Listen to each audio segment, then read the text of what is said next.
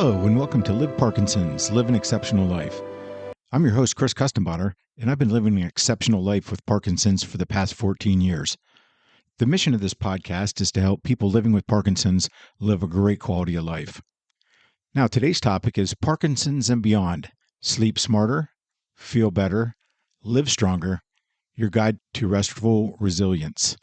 So, from insomnia to nightmares, we're diving deep into the hidden sleep culprits impacting your Parkinson's journey. We'll learn expert tips, gain practical strategies, and discover the path to restful night's sleep. We'll be discussing the impact of sleep quality on our overall well-being and the quality of life for people with Parkinson's.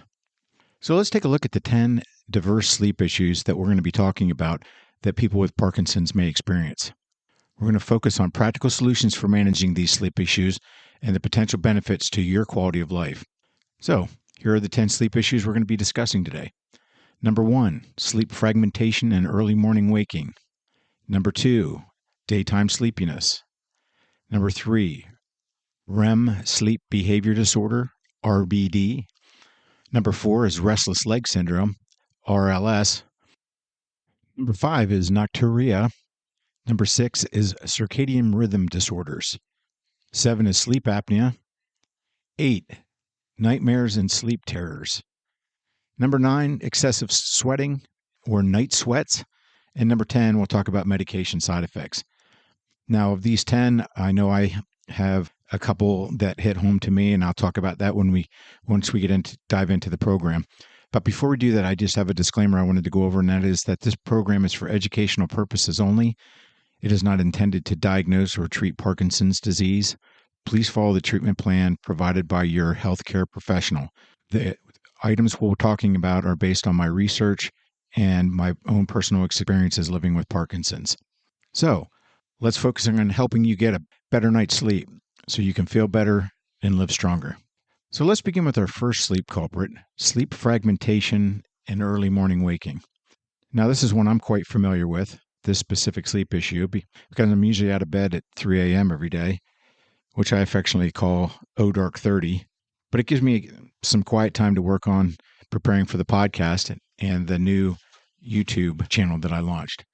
Now, before we really dive into sleep fragmentation and early morning, I wanted to give you a little bit of statistics on sleep issues. And I wanted to note that according to the article, Clinical Challenges, Sleep Problems in Parkinson's Patients by Celine Boyle, roughly 3 out of 4 people living with Parkinson's also have sleep disorders. And sleep disorders are among the most common non-motor symptom in PD, and sleep is something clinicians have to continually monitor when considering medications or next steps. And that's from Dr. Scott Kusher from the Stanford School of Medicine.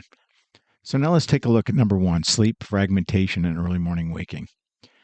Let's take a look at the symptoms and then the challenges that these sleep issues present. So when we're talking sleep fragmentation, what are we talking about? Well, sleep fragmentation, it's a common problem in people with Parkinson's, and it's essentially you sleep, you wake, and you repeat. So you may go to sleep, you wake up, you fall back to sleep, you wake up, and the cycle repeats for depending on how long you stay in bed.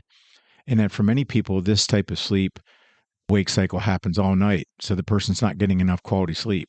And that broken sleep is called sleep fragmentation. So every time you wake up from your sleep and then restart, you have little fragments, hence the name sleep fragmentation.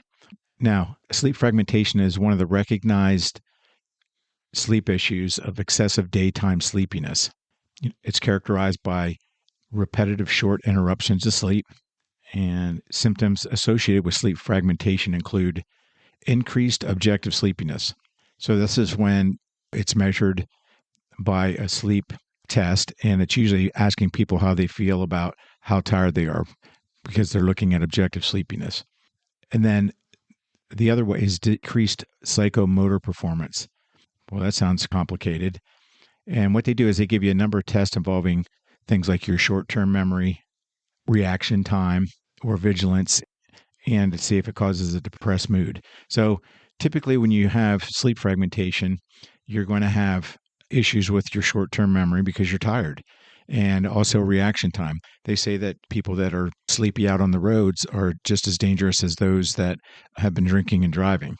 So it's very important that if you feel tired and very sleepy, you don't get behind the wheel of the car. And number 3 is worsening of attention and executive function. And executive function, a lot of times, is when someone gives you a series of different steps to accomplish and you have difficulty completing those tasks. So they might give you a list of 3 or 4 things and you can only remember 1 or 2 of those. I do this, I've given this example before, but I do this all the time when I go to the grocery store. I'll make a list and I'll get up to the store and it might only have 3 or 4 things on it. And sure enough, I'll walk out and leave the list and get up there and think, oh, there's only 3 or 4 things on the list, but I can only ever remember the top 1 or 2. So usually I have to call my wife and say, what were the other 2 things on the list? So what causes people with PD to constantly wake, sleep, and then wake up again, leading to sleep fragmentation? Well, according to a study, Sleep Fragmentation and Its Management in Parkinson's Disease by Dr. Scott Kusher and colleagues, again, he was from Stanford Medical School, they cite the causes of sleep fragmentation to include just your PD symptoms, stiffness, and a lot of times when you're stiff or rigid, you have difficulty rolling over in bed. Dyskinesias can cause sleep fragmentation where your body's has the uncontrolled movements. Another thing that can lead to sleep fragmentation is some of your PD medications. For example, I'll talk about some of these later, but people that take amantadine, if you take it too close to bed, that's bedtime. That's one of the things that may keep you up or give you some insomnia. And then number 3 is nocturia, which we'll talk about down the road at number 5. And what it is getting up and going to the bathroom several times during the night. And then number 4 is hallucinations and older dreams. A lot of people with Parkinson's have vivid dreams, and they'll cause people to flail, sometimes even fall out of bed, scream or yell in their sleep. And they're unaware that they are having hallucinations or vivid dreams a majority of the time. We'll talk about this with REM sleep behavior disorder, so I don't want to go too far into it now, but that's another issue that can cause sleep fragmentation is having hallucinations or vivid dreams that scare you and wake you up. And I always like to be honest and upfront with all of you, and I suffer from sleep fragmentation. I'm usually up multiple times throughout the night, often getting up to use the bathroom at least 2, sometimes 3 times, and sometimes it's the PD symptoms where I might get cramps and painful cramps either in the arches of my feet or sometimes in my hamstrings or calves that'll wake me up. And I have had a couple of vivid dreams that have woken me up. They're not quite a major concern yet. All right, so now we know what the symptoms and causes of sleep fragmentation are, but that doesn't really help us reduce or improve our sleep fragmentation now, does it? So what are some things we can do to help improve and prevent sleep fragmentation so that we have a better quality of life? Well, I'm going to share some strategies with you that are from the clinical study on sleep dysfunction and its management and Parkinson's disease. And it's based on FDA Food and Drug Administration approved drugs and have shown significant evidence of efficacy. So either they're procedures or drugs that were approved by the U.S. Food and Drug Administration, or they have shown strong evidence and significant efficacy in clinical studies. And some of these specific strategies I use myself that were cited in this clinical study. So the first one is sleep hygiene. That's a way to help with sleep fragmentation. And if you're not familiar with sleep hygiene, you're probably thinking, well, it sounds like you're going to be cleaning something because it's got to be hygienic. So what are we talking about when we're talking about sleep hygiene? Well, here are some of the key components. You only want to sleep as much as you need to feel refreshed the following day. So if you feel refreshed after 6 or 7 hours, try not to sleep for 8 or 9 hours. Get up at 7 hours. And then you want to get up at the same time every day. It's a weekend or whether you're on vacation, try to get up at the same time each day. That's going to help with sleep fragmentation. Another is a steady daily amount of exercise because it can help promote sleep. But one of the key things I suggest, and it's talked about in this study as well, is try not to exercise too late in the day or too close to bed because you'll get your adrenaline and everything else going and the endorphins, and it's going to make it difficult for you to sleep. Another thing you can do with sleep hygiene is insulate the room against sounds that may disturb sleep. For example, I have a little machine that I think it plays 20 different types of sounds. There's white noise, brown noise, pink noise, I believe, and then there's rain, there's waterfalls, there's ocean waves. So you can play those to help as well, to help insulate from sounds that may wake you up, whether it be traffic or honking horns or your neighbors making too much noise. White noise sound machines are a great option. I use one myself. The next is avoid exposure to liquids in the evening. Now, I do have this problem sometimes because I'll have a cup of tea or something around 7 o'clock in the evening. It's usually 2 hours before bed, but that causes me, I think, to get up several times in the middle of the night to go to the bathroom. But if you avoid excessive liquids, it's going to help prevent you from having to get up and go to the bathroom, which again is going to break the sleep cycle. So you're going to have the sleep-wake cycle, which is sleep fragmentation. And then you want to avoid caffeinated beverages, especially in the evening, because a lot of people are affected by caffeine, and too much caffeine will keep you up. I just heard someone the other day say were at a friend's house and had a cup of coffee at 9 o'clock at night, and then they went home and couldn't sleep till 4 or 5 o'clock in the morning, and they couldn't figure out why. And then they remembered they drank the caffeinated coffee. And then you want to avoid alcohol, especially in the evening, because alcohol will act as a sleep depressant for the first few hours, but then as it breaks down, it's going to cause you to wake up. And then the same thing with the use of tobacco, that's going to disturb your sleep as well.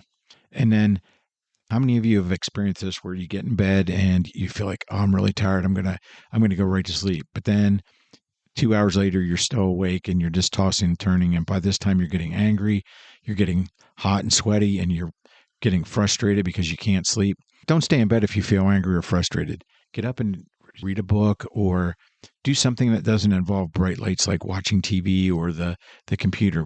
Listen to a podcast or do a puzzle, something to that effect. And that's going to help you maybe feel sleepy down the road. And then another thing you can do that was cited in this study to help with sleep fragmentation is to use a CPAP, which is continuous positive airway pressure. And I use the CPAP myself, and I'll talk about that when we talk about sleep apnea. But CPAP use in patients with PD is used to reduce the symptoms of daytime sleepiness, as well as nighttime arousal and waking several times at night during different stages of sleep. So a CPAP machine can be a benefit to you if you have sleep fragmentation or early waking. And then exercise. A lot of these podcasts, we stress exercise, and here we are again talking about exercise, but exercise and physical activity. Exercising regularly can help with sleep fragmentation, as it's shown to be efficacious in clinical studies. So if you can exercise earlier in the day or in the afternoon, it's going to help you feel more tired at night and hopefully keep you asleep during the night. And then there are some drugs out there, and I don't want to go into specific drugs because if you have questions about medications for sleep fragmentation, please consult your healthcare professional. So let's move on from sleep fragmentation to our next sleep culprit on the list, which was number 2, which is excessive daytime sleepiness. This is another one I have problems with. And what are we talking about when we say excessive daytime sleepiness? You know, sometimes we all get the yawns and in the middle of the day, or maybe we eat a bigger lunch and we start yawning and feel tired. Is that excessive daytime sleepiness?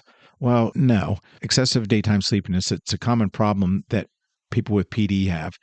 And about 1/3 of patients with PD can have disabling sleepiness. And so excessive daytime sleepiness is the feeling of being especially tired or drowsy during the day, even after you get enough sleep at night. And it can affect your ability to stay alert, to focus, and perform some of your daily activities and tasks. And it can increase your risk of accidents, health problems, and cause some mood disorders. You look at people that don't get enough sleep, usually they're angry or they're depressed or they have a lot of anxiety. And it's a major health hazard. And according to the studies out there, it affects between 21 and 76% of people with PD patients.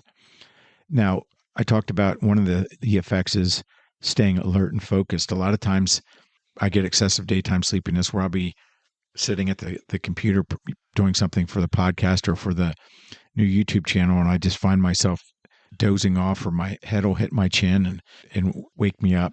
So I do struggle with excessive daytime sleepiness. And a lot of times it's because because of sleep fragmentation, I don't get good quality and quantity of sleep in the evening. So what are some possible causes of excessive daytime sleepiness? For those of you that have excessive daytime sleepiness, what are some things that cause or play an impact or a role in it? One is sleep deprivation. It's not getting enough sleep or having poor sleep quality, and that can lead to daytime sleepiness. And that could be due to a lot of stress or some of the lifestyle factors or environmental disturbances. Maybe when I talk about environmental disturbances, maybe you have allergies and you have a lot of nasal congestion and you haven't been getting a good night's sleep.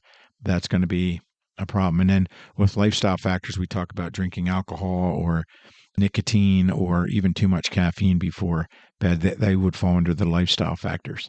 Sleep fragmentation goes hand in hand with daytime sleepiness.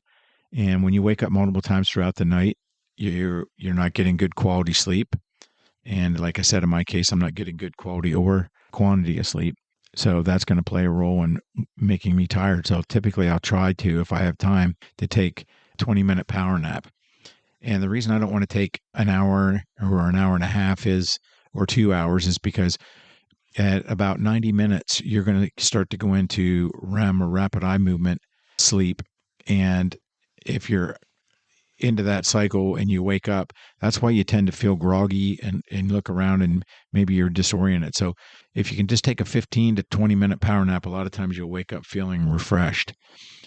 And then medications are going to play a role, as well as advanced Parkinson's. As Parkinson's advances, in general, people tend to have problems with excessive daytime sleepiness. It just happens to be a common feature of advanced Parkinson's.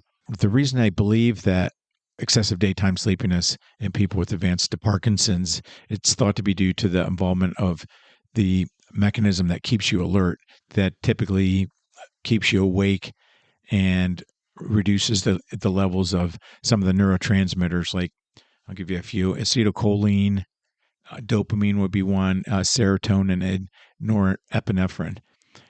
Those are used to increase alertness. So when you have a reduction in these neurotransmitters that keep you alert, they play a role in making you tired, and mood disorders as well that are seen in Parkinson's. And then talked about medications as being a cause.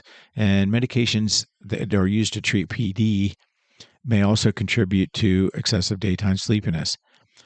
The dopamine agonist. I take a dopamine agonist, and they have a greater tendency to cause sleepiness than some of the regular carbidopa levodopa formulations, according to authors of the journal article Sleep and Parkinson's Disease that was published in the Missouri Medicine Journal. The doctors talk about the dopamine agonist may cause sleep attacks, and that's a common worry with people on dopamine agonists, is that they could feel fine, and then just with the snap of a finger, they're having a sleep attack, and they suddenly feel that they can't keep their eyes open, and they lose their reactive alert state in just a matter of seconds. So dopamine agonists are just one example of some of the things that can affect excessive daytime sleepiness. And the other thing they found was sleepiness in Parkinson's has been found to increase with dopaminergic therapy. So as you start and have to keep increasing your dopamine, that can lead to sleepiness as well. So why do we really care about excessive daytime sleepiness in Parkinson's? Okay, so you're very fatigued and tired during the day. So what? Well, doctors have noted the impact of mood symptoms on excessive daytime sleepiness in Parkinson's. A clinical review article reported a significant positive correlation between depression and excessive daytime sleepiness. So if a person's experiencing excessive daytime sleepiness on a daily basis and it starts to weigh on them, it can lead to depression. So we want to come up with some strategies and some other ways that we can help alleviate excessive daytime sleepiness. And then also, excessive daytime sleepiness may independently be associated with the risk of cognitive decline. In fact, they looked at a study that had almost 4,900 elderly patients, and then those who felt sleepy during the daytime had an increased risk of cognitive decline 8 years later. So if excessive daytime sleepiness goes untreated, the potential for cognitive decline as the disease progresses is there, so that increases the risk. Now, let's turn our attention to some of the non-drug related therapies for excessive daytime sleepiness. The first one is light therapy. There was a study published that found that supplementary exposure to bright light, that is, bright light therapy, has beneficial effects on sleep, depression, bradykinesia, which is slowness of movement, rigidity, and dyskinesias in patients with Parkinson's. In a placebo-controlled clinical study, they found that bright light therapy twice daily in 1-hour intervals for 14 days significantly reduced excessive sleepiness in PD patients.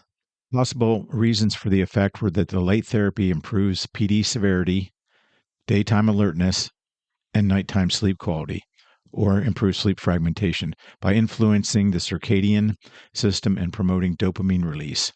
Now, because light therapy is non-invasive and has only mild and transient side effects, and according to the study, which was called Excessive Daytime Sleepiness in Parkinson's Disease, Clinical Implications and Management, that consideration for the use of light therapy is warranted for the treatment of excessive daytime sleepiness in Parkinson's.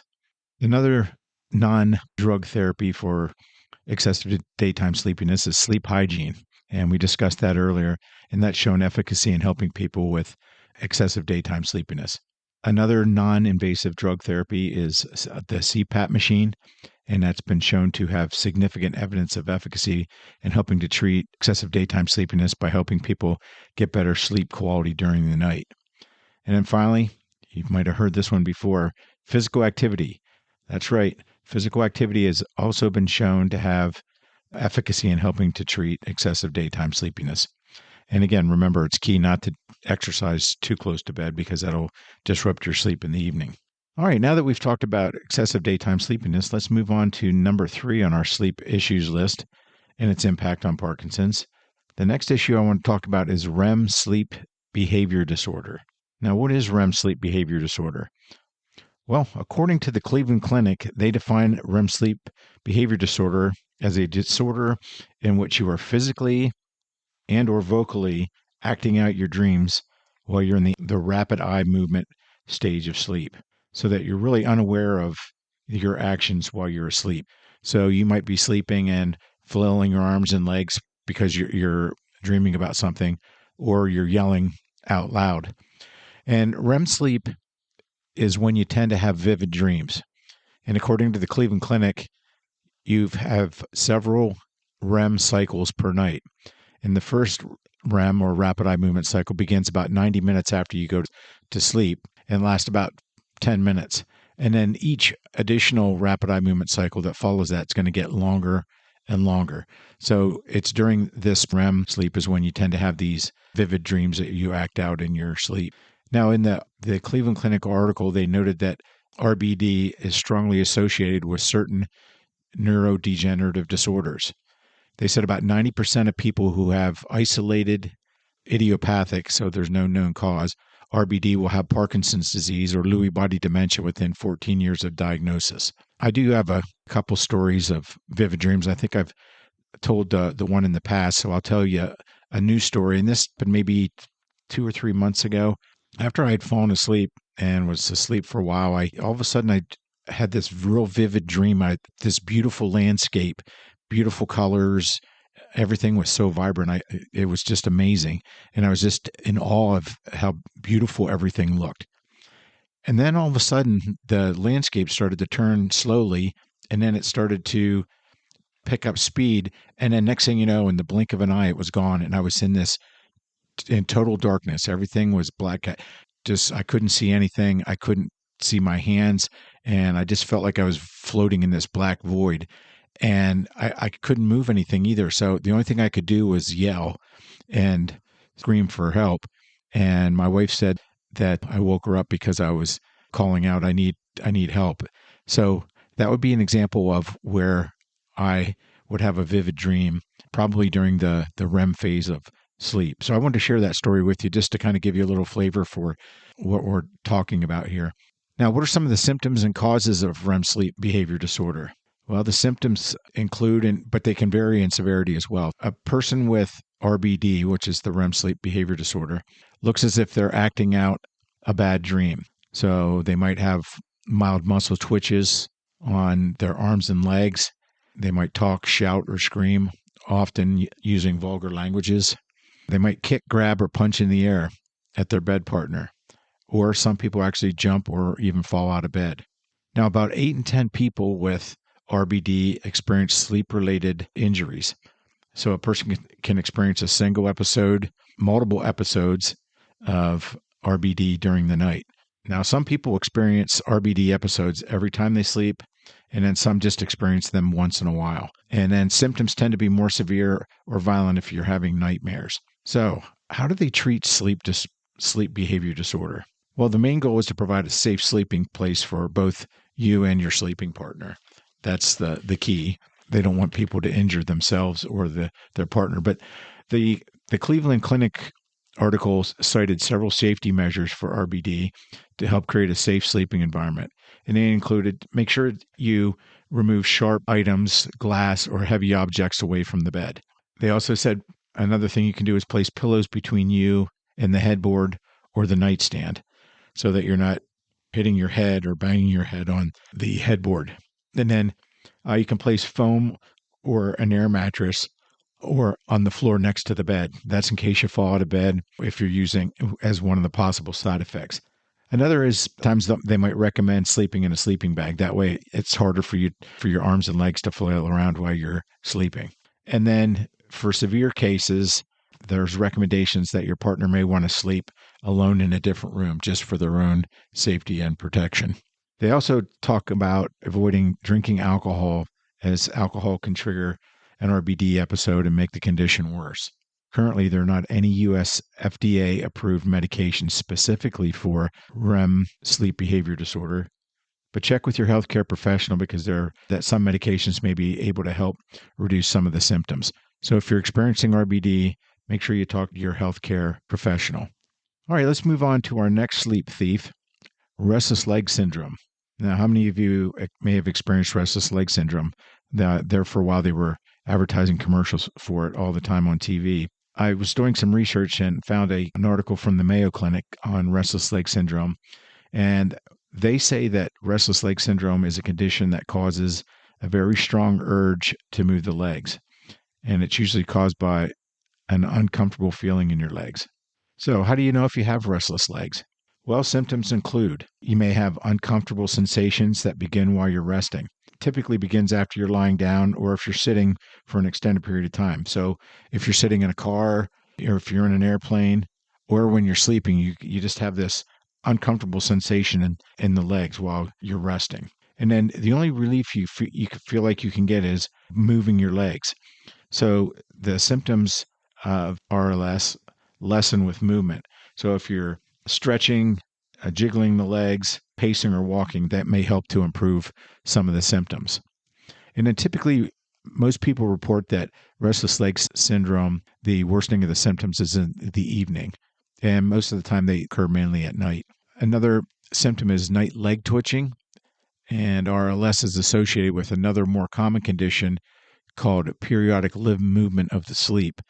And this condition just causes the legs to twitch and kick when you're sleeping. Now, according to the Mayo Clinic article that I reviewed, it said people typically describe RLS symptoms as compelling, unpleasant feeling in the legs or feet, and they usually happen on both sides of the body. And according to the patients that had restless leg syndrome, they described the sensations in their legs. They're inside the legs and not on the skin. They said they have a crawling, creeping, pulling, throbbing, aching, itching, or electric sensations. Now, of course, not everybody's going to have all those sensations. Some may have some that others don't have. There's some of the sensations that people with RLS actually describe. And I've had some situations where I've been laying in bed and I felt the need to move my legs. My legs were twitching, and mine was more like a pulling sensation. I just felt like my legs had to move. And why is it important to talk with your doctor if you believe you may have restless leg syndrome?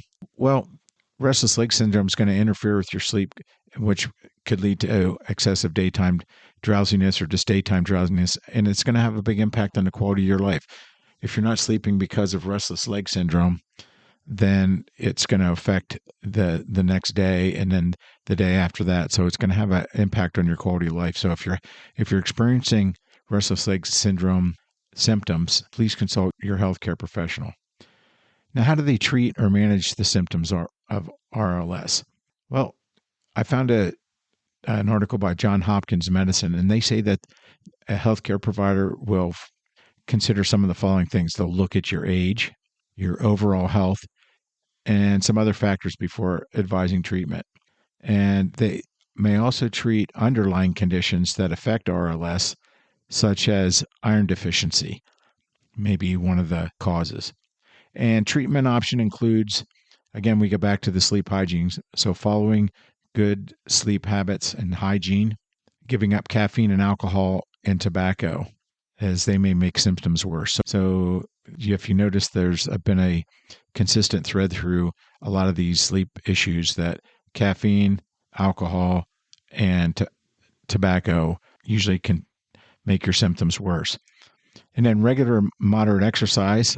Again, we have the physical activity and exercise as a way to help with RLS, a well-balanced diet, and there are some medications available on the market that can help with RLS as well. But again, you'll need to talk to your healthcare provider about specific medications. So let's press on to the next sleep stealer on our list, number 5, which is nocturia. Now that sounds technical and it sounds like some kind of dreaded disease. So what is nocturia? Urologyhealth.org. They say that if you wake up more than one time each night to go to the bathroom and you're sleep disrupted from having to get up to urinate during the night, and that can impact your quality of life, that's nocturia. Now, about 1 in 3 adults over 30 experience nocturia, and the number of people affected increases with your age. So as you get older, you tend to get up more times in the middle of the night and have to use the bathroom. Now, nocturia can be caused by lifestyle habits. When we talked about drinking too much before you go to bed, I know I've been guilty of that myself many times. And also drinking too much alcohol close to bed as well. Or it might be also an underlying health condition. Is there something causing you to have an overactive bladder that makes you need to get up 2 to 3 times in the middle of the night? Because they did note in the article that typically people should be able to sleep for 6 to 8 hours without having to get up and go to the bathroom. Now, what causes nocturia? Well, you have polyuria, and that's when your body makes too much urine in a 24-hour period. So if you're making too much urine, you have to be able to get rid of the excess urine. So again, you go to the bathroom. And then there's nocturnal polyuria, and that's when your body makes too much urine during the night. So again, too much urine, you got to get rid of it, got to get out of bed to get rid of it. And then bladder storage problems, and that's when your bladder doesn't store or release urine well. Now, how do you know if you have nocturia? What are some of the symptoms? Well, according to the urologyhealth.org, if you have to get up 2 or more times each night to go to the bathroom, it's not normal. And this is a clear sign of nocturia. And they state that you should be able to sleep for 6 to 8 hours again without needing to get up and use the restroom. Now, I guess I fall into this nocturia category because most nights I'm usually up 2 to 3 times to use the bathroom. So that I need to talk to my doctor next time I go and discuss this issue. But it's important to note that nocturia is not a disease in itself, but it's a telltale sign that something is going on in our bodies. So if it's not a disease in and of itself, what causes it and how can we prevent it? Well, nocturia can be from drinking too much liquid, especially if it contains caffeine or alcohol before bed. And then medication related. There's certain medications out there that are diuretics where they're trying to get rid of excess water, and they're going to make you go to the bathroom. Maybe an illness cause it, and then reduced bladder capacity, which is something that could be an underlying condition as well. Now, these lifestyle habits are known to cause nocturia in both men and women, the ones we just talked about there. Some of the ways you can help to alleviate those are by not drinking too much before you go to bed, especially caffeine and alcohol. Behavior. You can train your body that you don't have to get up during the night. So if you feel like you got to go, you might say, no, I'm going to try to go back to sleep and not get up.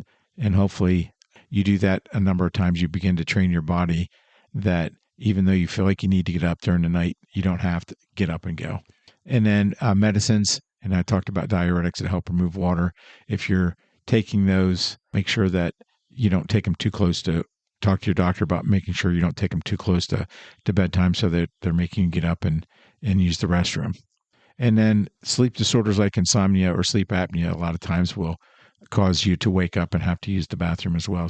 And some of the underlying health conditions that can cause nocturia: diabetes, high blood pressure, heart disease, restless leg syndrome, and nocturnal polyuria. That's where, again, your body makes too much urine during the night.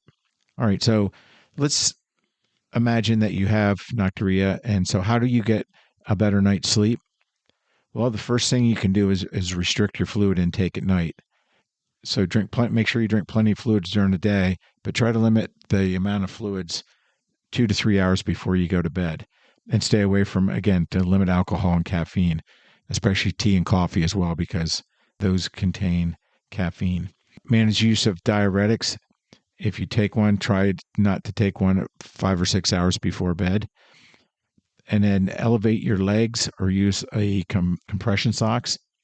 Raising your legs helps to redistribute the fluids back into the bloodstream, reducing the need for you to get up and pass urine.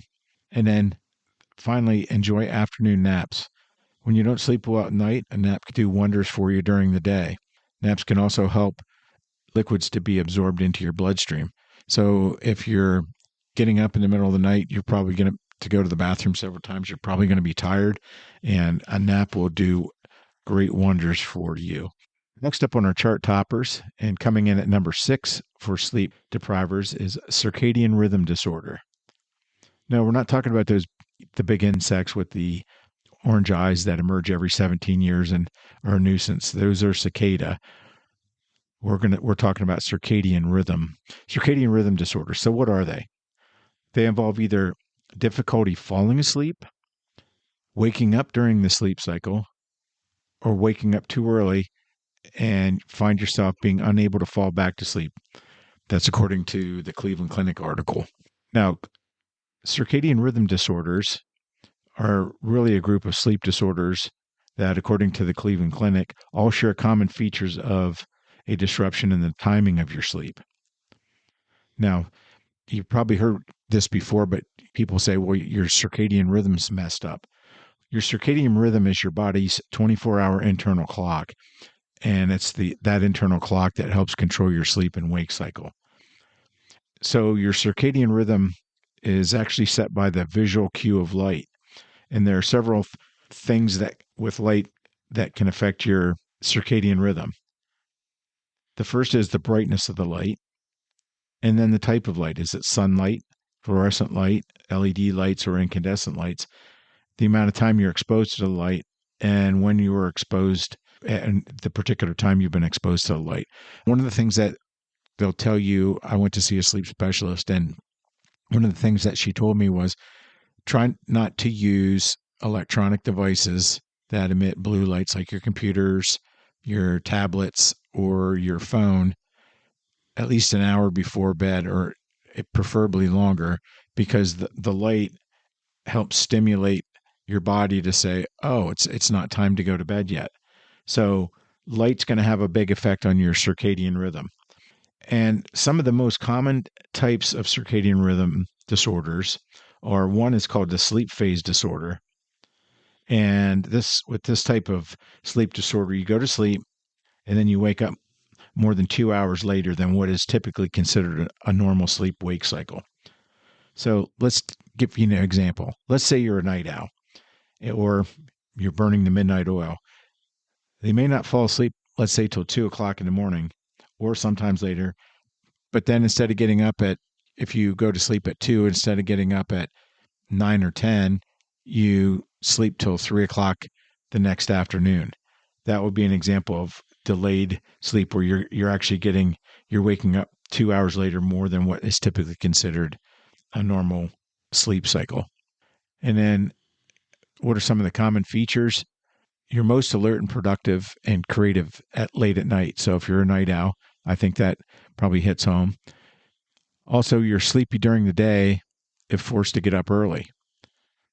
You hear the adage that some people say I'm a morning person, and other people said, not me. I like the late nights. Well, the people that are the late night people, they tend to be sleepy during the day, and if you make them get up early. A lot of times they're perceived as lazy, unmotivated, or poor performers who are always looking to get out of their morning responsibilities, which is not necessarily true, but sometimes that's a perception. If someone's staying up really late and there's not a set work time and people see them coming in later in the morning, they're viewed a lot of times as lazy and unmotivated. And it's most commonly seen, this type of disorder, in adolescents and young adults. Now, there's another one called advanced sleep phase disorder, and in this case, you may fall asleep in the early evening from 6 p.m. to 9 p.m. and then wake up in the early morning around 2 to 5 a.m. So this type of phase disorder is you have difficulty staying up in the evening and you go to bed, but then you're waking up usually in what I like to call old dark 30. And some common features of this particular disorder is these people typically complain of early morning awakening. So why am I waking up at 2 or 3 o'clock in the morning? And also they're going to get sleepy both later in the afternoon or in the early evening. So I tend to fit into this mold where a lot of times I'll fall asleep at 9 or 9:30 p.m. in the evening, but then I'm up at 2 or 3, and but then I typically get sleepy later in the afternoon and early evening. And it's most common in middle age and older adults, and it may run in the families. And then another is irregular sleep-wake rhythm, and that has an undefined sleep-wake cycle. So you may nap several times in a 24-hour period. And some symptoms include chronic ongoing insomnia and excessive sleepiness, or you could have both. And then these are more commonly seen in people with neurological conditions such as dementia. So a lot of these people, and sometimes you'll see it sadly in nursing homes where you'll see people napping 3 or 4 or 5 times a day within a 24-hour period.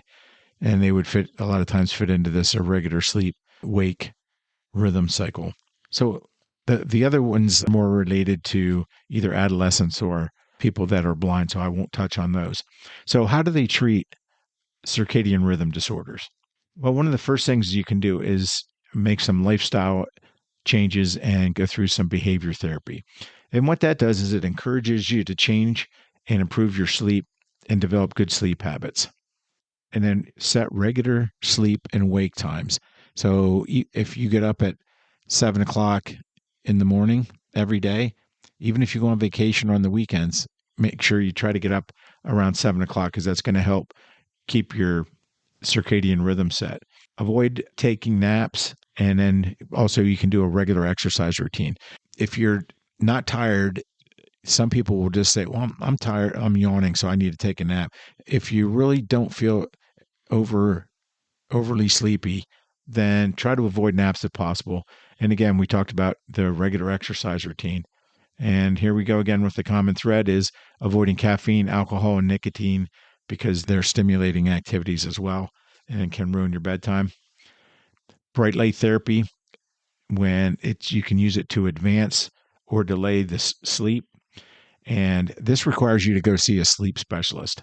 If you're having difficulty sleeping, I highly recommend a sleep specialist. I went to one myself at the University of Maryland, and they were excellent in helping me with some of the issues I was having with my sleep.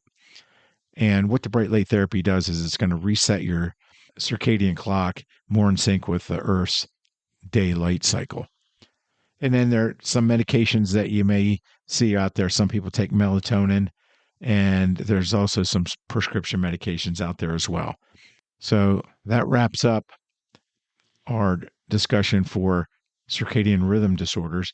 And moving on to sleep stealer list number 7 is sleep apnea. And again, I'll be upfront and honest. This is a sleep disorder that I personally live with, and it actually affects about 1 billion people worldwide, according to the Sleep Foundation. And it's usually broken down into there's different types of sleep apnea. The one you hear a lot most often is obstructive sleep apnea. And according to the Mayo Clinic, obstructive sleep apnea is the most common sleep-related breathing disorder.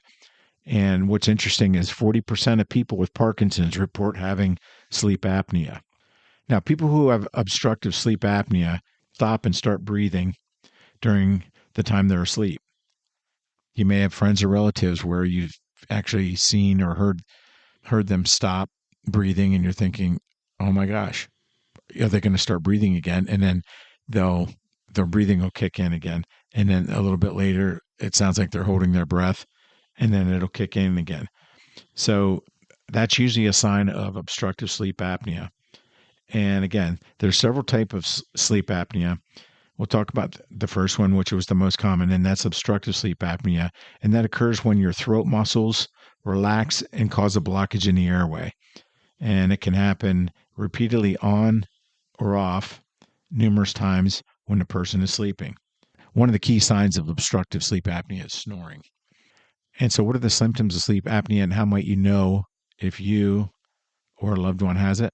It was number 2 on our list. Excessive daytime sleepiness, which we discussed earlier, is one of the symptoms that'll let you know that you have sleep apnea.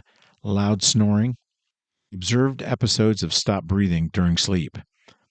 I've actually had a friend that we were at my cabin, and he fell asleep on the couch, and he was going through periods where he was stopped breathing, and it was like it was disconcerting, but at the same time, I told him about it, and then he went and had it checked and ended up having obstructive sleep apnea and now uses a CPAP. And then waking during the night, gasping or choking is another example. And then awakening in the morning with a dry mouth or sore throat is another telltale sign. And then morning headaches, because your oxygen levels are going to be going up and down if you're holding your breath, breathing again, holding your breath. And because you're not getting really good rest, trouble focusing during the day is another symptom, as well as high blood pressure. And then finally, my brother has this when we go to the cabin. He sleeps in the bunk bed next to me, and he's always tossing and turning while he's sleeping. So if you have Parkinson's or a caregiver of someone with Parkinson's, when should you consult your doctor? Well, the Mayo Clinic says that if the snoring is loud enough to disturb your sleep or the sleep of others, you need to go see the doctor. If you're waking up gasping or choking, you need to see the doctor. If you're pausing in your breathing during sleep, you need to see the doctor. And then having excessive daytime drowsiness, as this may cause you to fall asleep while working, watching TV, or driving, then you need to see the doctor. Some risk factors. There are risk factors for sleep apnea. And according to the article, Sleep Apnea, what it is, how to recognize it, and why it matters, and how it can be treated. And that was on sleepfoundation.org. They say that age, obstructive sleep apnea, chances increase with age until you hit about 60 or 70, where it levels off. Sex, highest in men. Women's risk increases as they become peri or postmenopausal.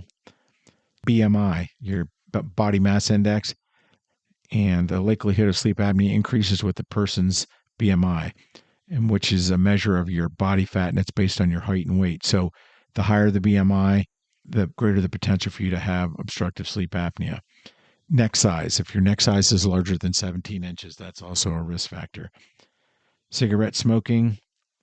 Family history. If you have immediate relatives of people with obstructive sleep apnea, you're twice as likely to develop it yourself. And then finally, nasal congestion. A lot of people have allergies in the spring and fall. If you're having trouble with nasal congestion, that may double a person's chances of experiencing obstructive sleep apnea. All right, so what are some of the treatments for obstructive sleep apnea? Now, they're designed to help resolve your nighttime breathing disruptions and improve your quality of sleep. So, and the primary therapy is what they call PAP, which is positive airway pressure therapy. And PAP therapy uses pressurized air, which typically uses a CPAP machine, and it pumps it into the nose and or your mouth to keep the airway open during sleep. So some people use nose pillows that they'll put in their nostrils. Other people use a face mask that's going to cover their nose and mouth, and that's what I use. And the CPAP stands for continuous positive airway pressure. And a CPAP machine is going to pump the air at a consistent and predetermined pressures, both as you inhale and exhale while you're sleeping. And the CPAP machine is the one that's used most often to treat obstructive sleep disorder, sleep apnea. And then behavior changes is the second thing. If you tend to be a back sleeper, they try to get you to learn to sleep on your side, because sleeping on your back your mouth tends to drop, and which then can block off your airway, and that can cause you to snore, and excessive snoring, and then cause you to have sleep apnea. They talk about reducing your body weight. If you're overweight, based on your BMI, they're going to make recommendations that you reduce your body weight. And then again, avoid triggers such as alcohol, medications, and sedatives that can trigger or worsen symptoms of obstructive sleep apnea. And then the final thing is this: there's oral appliances that you can use. And a lot of times what they'll help do is push your jaw forward to open your airways. Now, there are some other therapies out there. Some are medications and some are, I think there's an implant out there as well, but I'm not going to go into that at this time. So that's sleep apnea. And dropping to number 8 on our list, and the last 3 are I'm going to touch on briefly since they may not have as big an impact on PD patients. So number 8 was nightmares and sleep terrors. And I would guess most of you, if not all of you, have experienced nightmares or dreams that scare you and often wake you up and sometimes make your heart beat faster, or maybe you wake up sweating or you're breathing heavy, and it makes it harder to go back to sleep. But according to Johns Hopkins Medicine, night terror or sleep disorder in which a person quickly awakens from sleep in a terrified state, and it's often triggered by a fever, lack of sleep, periods of emotional tension, and stress or conflict. The article from Johns Hopkins noted that night terrors are like nightmares, except nightmares usually occur during the rapid eye movement part of sleep and are most common in the morning, where night terrors usually happen in the first half of the night after you've just gone to sleep. And some common characteristics of night terrors is sudden awakening from sleep, persistent fear or terror that occurs at night, and the person may experience screaming, sweating, confusion, or rapid heart rate, but they have no recall of bad dreams or nightmares. And a lot of times, if you've ever seen anybody, my son would have night terrors when he was between 8 and 10, you have difficulty trying to get them fully awake, and they're difficult to comfort. And according to the Mayo Clinic, in the article, sleep terrors may lead to sleepwalking, and sleep terrors usually last from a few seconds to a few minutes. But one of the things to note is that sleep terrors are often more common in children than they are in adults. Not saying that adults don't experience them, it's just that they happen to be more common in children. And while relatively low in Parkinson's, I wanted to discuss it because a recent study showed between 17 and 78% of people with Parkinson's experience nightmares, where a 2014 study of 661 people with Parkinson's only found that about 4% experienced night terrors. So the night terrors piece is lower in Parkinson's, not that it's not there. The nightmares tend to be a lot more prevalent in people with Parkinson's than night terrors. And then coming in at number 9 on our list is night sweats. And one study found that 60% of patients with PD experience night sweats, or hyperhidrosis, where you have more secretion of sweat. That was according to a blog article entitled Drenching Night Sweats, Parkinson's Sweat, patients like me. And Parkinson's can affect both your skin and your body temperature regulation. And I just want to make you aware that if you experience night sweats, you're not alone. So consult your healthcare professional with any concerns you have with night sweats. And then rounding out the top 10 for sleep is number 10, medication side effects. And doing some research, I found an article titled Insomnia and Parkinson's Disease. And that's from myparkinsonsteam.com. And they say that certain medications used to treat PD and its complications include dopamine agonists. That's one of the ones I take. They can affect your sleep. Dopamine agonists typically don't break down into dopamine, but they're going to mimic dopamine in your brain.